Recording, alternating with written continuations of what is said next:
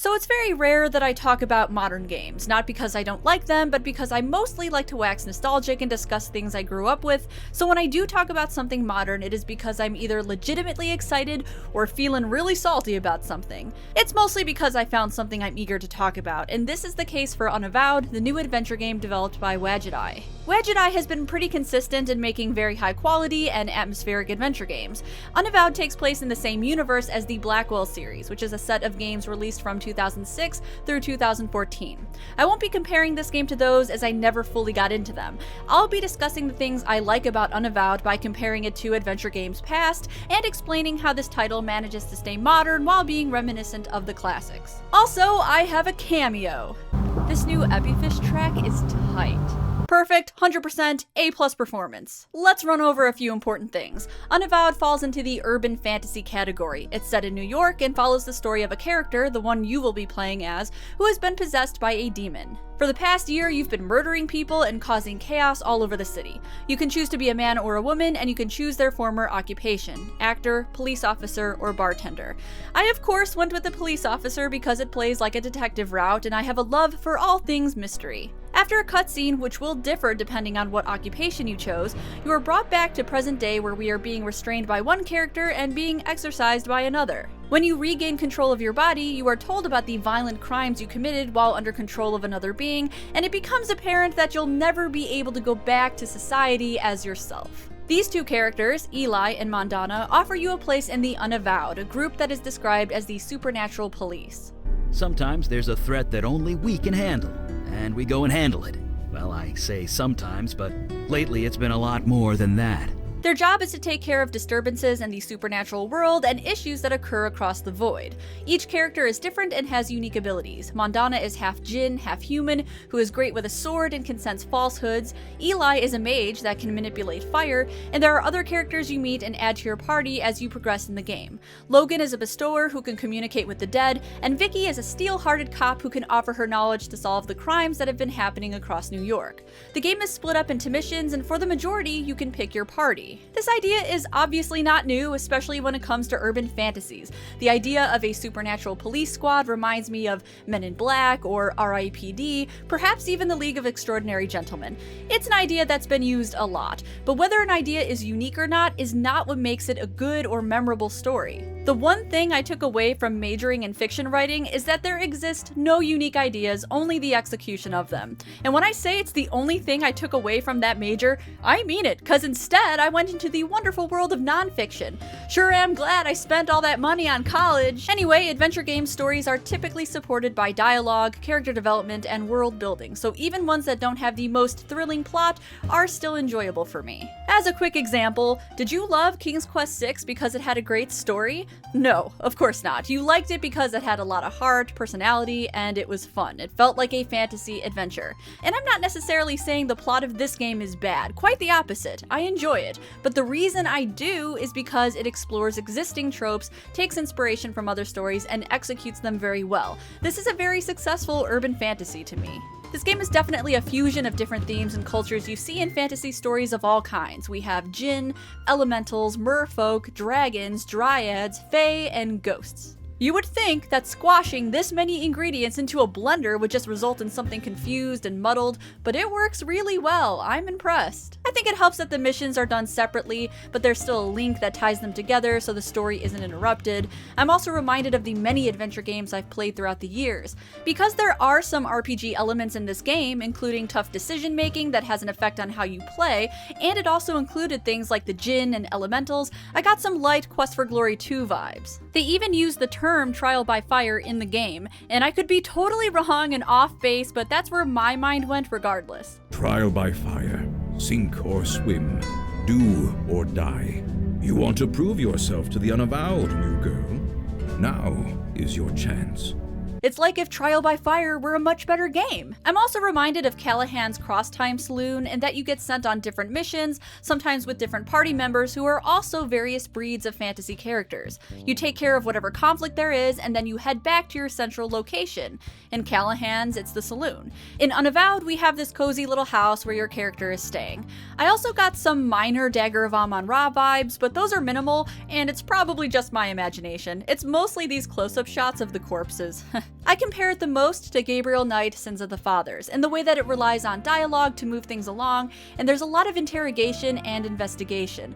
Comparing evidence also comes into play in the form of inventory object puzzles. I loved it! I was interested the entire way through, and even though not every character was created equal, meaning some were more fleshed out than others, I find that I still liked all of the characters. Eli and Mondana have the most personality by far, leaving Logan and Vicky a little underwritten, but I still found all of them entertaining and likable. Eli Beckett was my favorite, and I always made sure to have him in my party. I also very much enjoyed his voice acting, but honestly, the entire game has very consistent performances. Hey! Don't surprise a fire mage like that. Bad idea. Anyway, hi. You settling in okay? As we know from previous fantasy games, it can be hard to get the voice acting just right. These characters are talking about elementals and poltergeists and supernatural stuff and making it sound real, and trust me, you risk sounding cheesy when you write fantasy dialogue. We are peacekeepers. We protect the mundane world from the threats of the supernatural. We help who we can, destroy ones we must, and recruit those who are willing. With you, I suppose we did all three. It's not overtly serious though. In fact, one of the missions, which involves meeting a spirit guide, had me laughing out loud. That being said, the serious parts are just that. The developer took some inspiration from BioWare, the company responsible for the Dragon Age games, and it includes some very tough decision making. It doesn't affect the big picture, but it does change character dialogue on top of just playing with your emotions. Even when I knew the bottom line wouldn't be changed, with each playthrough I really struggled with these choices. Who should I spare? Who should I not? What kind of person does that make me? This isn't fair. It isn't right. You know it isn't. Think about what you're doing. Please. Instead of drastically different endings based on those choices, they more so provide for very tense moments that you don't commonly see in adventure games. And speaking of not common, the game has 4 endings. Honestly, I'm surprised it's as complex as it is because I'm not really used to it. I can tell a lot of work went into this. The graphics, as you can probably see, are stunning. I love them. Every background is amazing looking. The portraits are masterful with their expressions. Hell, even this rain looks great. It's just beautiful. I wanted to explore every screen. I couldn't wait to get to the next location. Shit. I know I'm just gushing here, but I can't help it. Settings like these are what made me fall in love with adventure games. You'll probably see a lot of reviewers saying the game has a great atmosphere and simply describe it as, quote, atmospheric, which I feel is too vague and could mean basically anything, so I want to briefly explain how the settings made me feel. I would describe the entire feel of this game as simultaneously bleak and cozy. Though I wouldn't call the game a noir mystery, I certainly felt like I was in one with how dramatic each location looked. Even though the plot deals with the supernatural world, I still felt the atmosphere was most comparable to a neo-noir like Blade Runner. The music is also lovely, it again gave me some Gabriel Knight vibes, but as much as I compare all these titles, know that the game is still very distinct and is quite different from everything I've mentioned. Being reminded of all the things I love about the genre is just a bonus. It's also designed very well. I wouldn't say the puzzles are difficult, you won't get stuck for very long, but they do require a little bit of thinking to solve. The more familiar you are with adventure games, the easier the puzzles will likely be for you. If you're new to the genre, I think it could provide a light challenge and would be a great introduction. How you solve puzzles in each mission changes depending on who you have in your party, which also means the dialogue will be different, giving the game some replayability. Instead of controlling each character individually, a mechanic I have never really liked, they instead show up as actions in your inventory bar. For example, when you need to talk to a ghost, you would click Logan to use him. The writing is one of the strongest elements in the game. It immediately draws you in as soon as you begin playing, and each mission is interesting with a lot of engaging dialogue. Sometimes, as you are looking around a screen, the other characters will start talking to each other. I really like this, though I do wish that it would transition over to the next screen because a lot of the time I had to wait around to let them finish their conversation. Not the biggest deal to me, it's not like I'm in a rush or anything, but sometimes I did accidentally cut them off. Can you see it, Logan? Yeah, I can see him. Old guy, wearing a suit. The UI is very clear, I never misclick anything. You would think it would be hard to screw that up, but you would be surprised. I've played plenty of adventure games that are needlessly complicated. You simply mouse over something on your screen to get a clear and concise description, and the cursor changes when you can interact with an item or talk to someone. And there are save slots, so many save slots. Oh, thank heavens, I love them all. The only negative, if you could even call it one, is that the character you play is not voiced and doesn't really have a personality. They come across as a CRPG character, like Quest for Glory. It simply appears that you, the player, is encouraged to attribute your own personality to them. To be honest, I didn't even notice because I'm used to that being the case for voiced RPG games like Quest for Glory 4 or 5, and even games like Persona, where other characters have full performances and the one you play doesn't.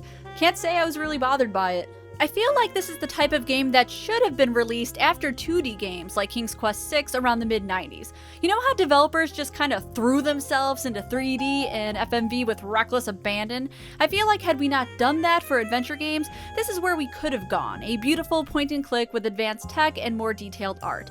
This would have been a much better segue. I could see something like this bridging the gaping hole between 2D and 3D. But I am glad we have it in the present because the style really does bring me a lot of joy since it has that retro feel to it. I do like this game on its own, but I would be lying if I said I didn't assign some of my enjoyment to nostalgia and the game's ability to evoke good memories. So yeah, I don't really have any negatives here. Not saying other people would feel the same way I do, but I personally don't have any major criticisms. I just really enjoyed this game and wanted to tell you all about it. If you liked the things I described in this video, then you might like Unavowed. If you hate everything I mentioned, then maybe you wouldn't. My first playthrough lasted around 12 hours, so I think it is priced very fairly at $15. Let me know what you think of this game if you've played it, and as always, I'll see you guys in the next one. Bye!